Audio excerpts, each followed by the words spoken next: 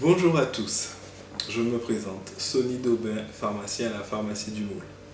Madame Spartien me permet d'aborder certains sujets avec vous, et je l'en remercie.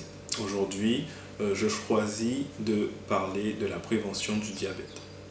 Alors, le premier traitement permettant de lutter ou d'éviter le diabète, c'est l'activité physique. Une demi-heure de marche 5 fois par semaine pour les personnes de moins de 65 ans et 3 fois par semaine pour les personnes un peu plus âgées de plus de 65 ans.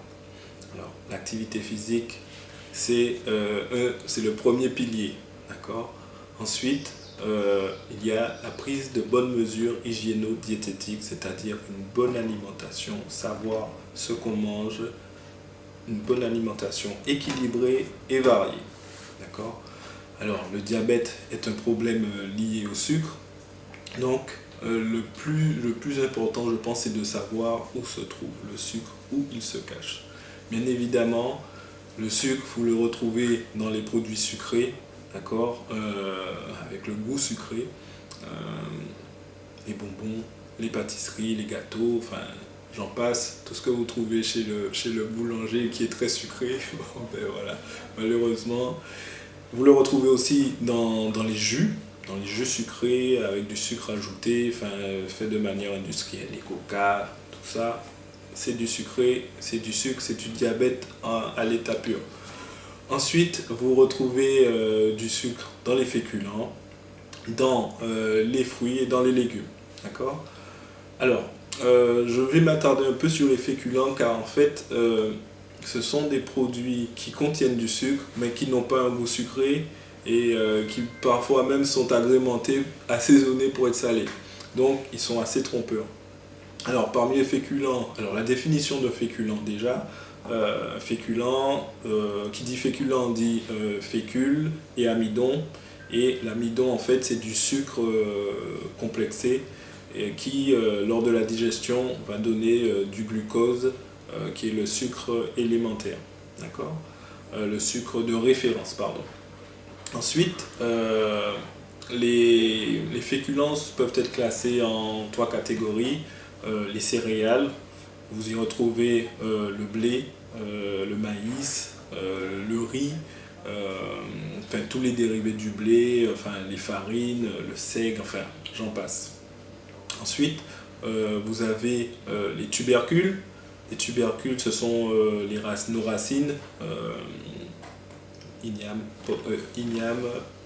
pommes de terre, même si ça vient d'ailleurs le plus souvent, et les madères, les patates douces, enfin, tout ça, ce sont des racines. D'accord? Et enfin, vous retrouvez, faisant partie du groupe des féculents, les légumineuses, avec les haricots rouges, les lentilles et tous les pois qui peuvent exister. D'accord? Alors, comme je le disais, ce sont des aliments qu'on assaisonne, qui ont souvent un goût salé, mais qui contiennent du sucre, et ils sont eux et d'autres classés dans des tableaux d'index glycémique qui permettent d'évaluer leur influence sur le sucre. Parce que l'index glycémique est la capacité d'un aliment à faire monter ou non la glycémie, c'est-à-dire le taux de sucre dans le sang.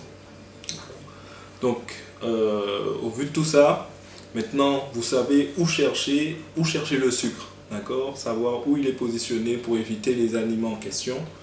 Et concrètement, on peut apporter une aide à la pharmacie. On fait des consultations, Madame Spartien en fait, personnalisées. On ferait le bilan avec vous. Et donc du coup, on a d'ailleurs une machine qui permet de savoir notre positionnement par rapport à un diabète ou un prédiabète. Ça s'appelle EasyScan. Et ça permet en fait de savoir où on en est. D'accord? Et de pouvoir par la suite faire ce qu'il y a à faire, prendre les bonnes dispositions et faire le rééquilibrage alimentaire. Donc n'hésitez pas, passez nous voir, contactez-nous, vous avez tous les numéros, vous avez toutes les adresses. Donc nous sommes joignables, nous sommes sur la carte, nous sommes au moule. Donc n'hésitez pas. À bientôt.